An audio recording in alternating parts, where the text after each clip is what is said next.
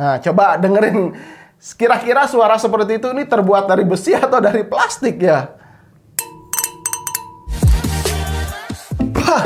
Assalamualaikum teman-teman, saya Randy Adha, Sekilas IT. Jadi video kali ini saya punya barang baru yang baru dirilis bulan September ini. Ini dia adalah Assassin 4 dari Deepcool, versi yang white, warna putih. Premium CPU Air Cooler. Nah, 2 bulan yang lalu di Indonesia udah hadir yang versi warna hitamnya. Dan di bulan ini, ya 2 bulan berikutnya baru muncul yang warna putihnya ini gitu ya.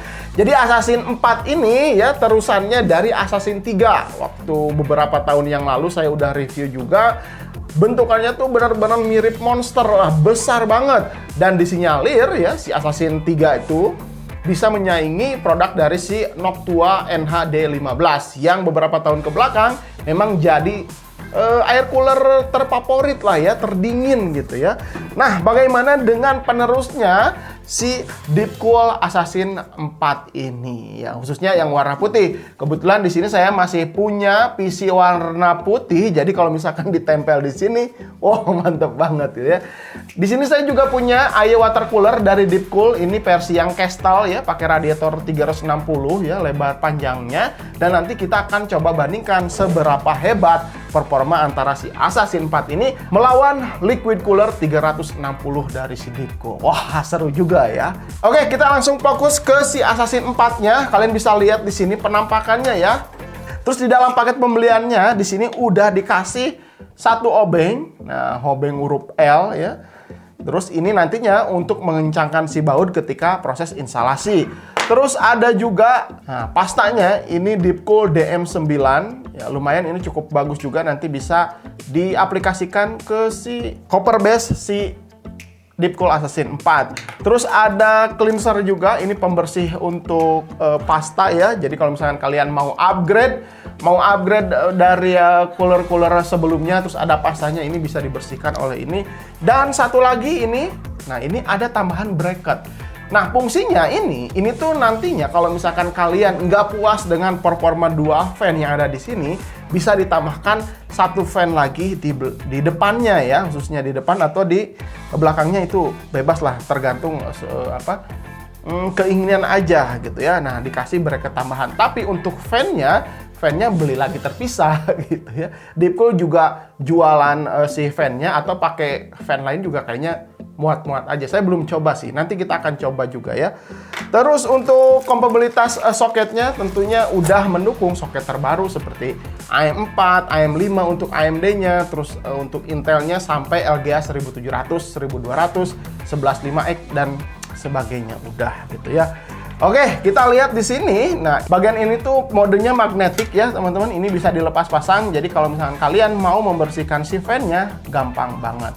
Ini dari metal. Terus di sini ada fan-nya. Nah, ini tinggal ditekan, ditarik seperti ini. Tuh kan, mantap banget. Ini fan-nya tuh ukurannya 140 mm. Di sini ada bantalan karet untuk meredam getaran supaya nggak ada suara yang berisik ya ketika fan ini wah, ini kayaknya pisau si fan-nya ya, kipasnya ini terbuat dari besi kayaknya teman-teman. Tapi kalau dipegang-pegang seperti ini ya plastik aja. Coba ya. Coba dengarkan teman. Wah bener, ini dari besi si fan-nya ya.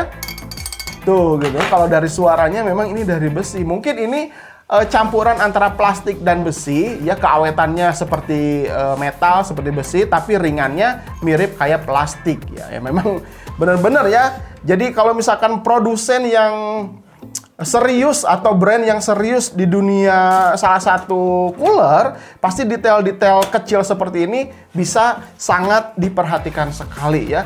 Terus yang bagian kanannya juga ini bisa dilepas. Nah, seperti ini.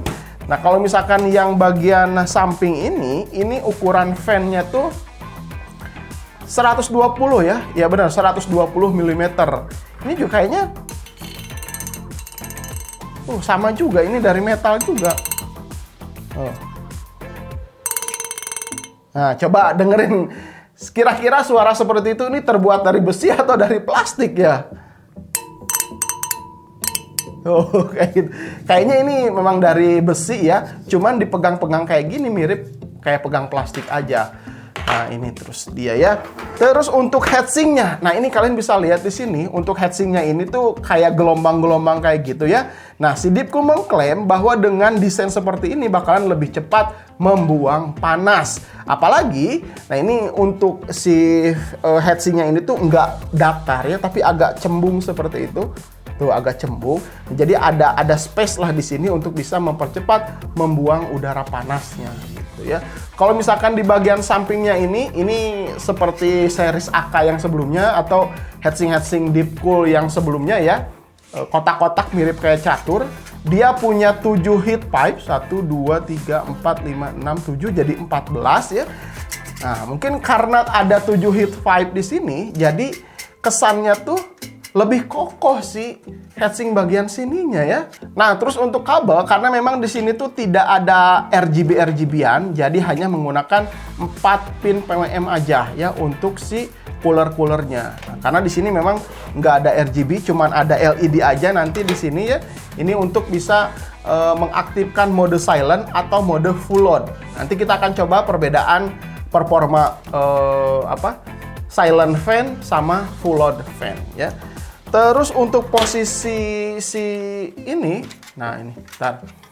Untuk posisi fan tambahan di sini, ini tuh nantinya bisa disesuaikan dengan kebutuhan. Misalkan nih ya, kalau kan ini ukurannya besar banget, di samping kanannya nanti terbentur dengan memori RAM. Nah ini posisinya bisa dinaikin ke atas gitu tuh. Gitu. Jadi ini bisa agak menonjol. Oke, sekarang kita akan instalasi ya. Kebetulan di sini saya punya Ryzen 7 5800X yang terkenal cukup panas ya. Nanti kita akan coba instalkan di sini dan diadu dengan si AE water cooler 360 bagaimana performanya.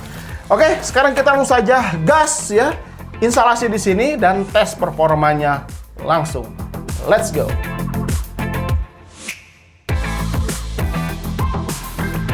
Nah, oke, sekarang kita tancapkan si Assassin 4 ini. Ini instalasinya gampang banget, jangan lupa jangan hilang ya ini si obengnya.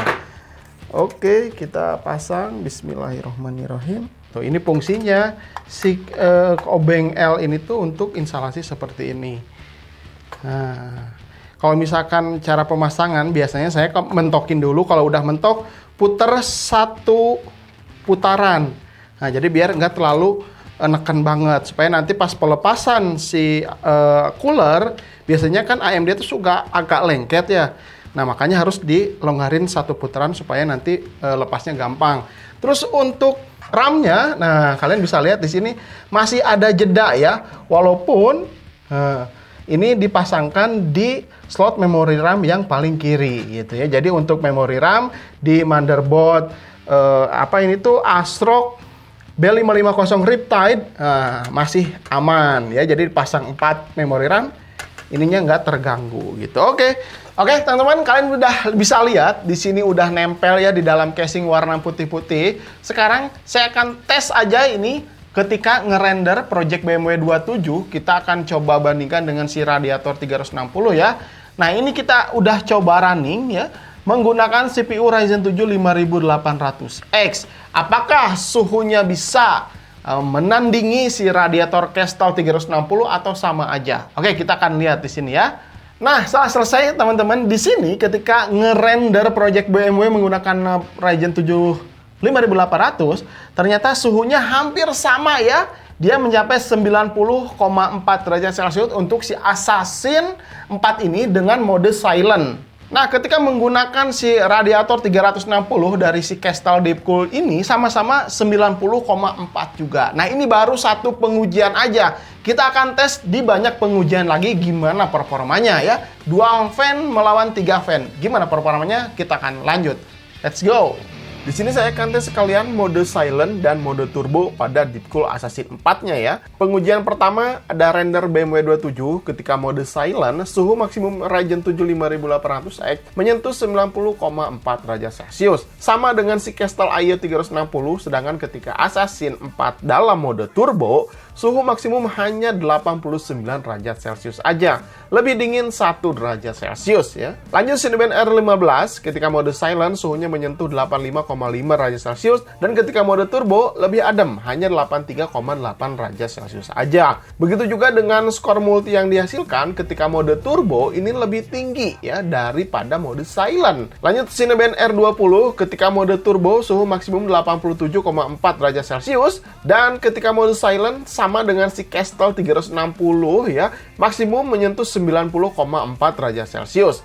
Bahkan skor multi CPU ketika mode turbo memang lebih tinggi ya, mendapatkan 5900 daripada mode silent, dan si Kestrel 360 ini lebih rendah.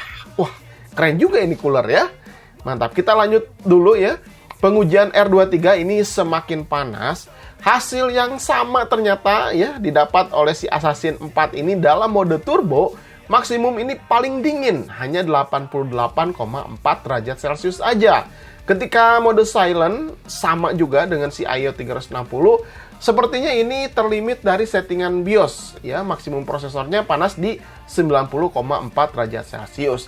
Tapi nggak apa-apa, di pengujian ini memang udah terlihat ya dari skor yang dihasilkannya. Ketika prosesor Ryzen 7 5800X ini lebih dingin, maka akan mendapat skor paling tinggi. Kalian bisa lihat juga di layar, di Cinebench R23 ini skor multi 15.281 didapat ketika mode fan turbo si Assassin 4. Nah, kalau pengujian di gaming gimana? Kerasa apa enggak?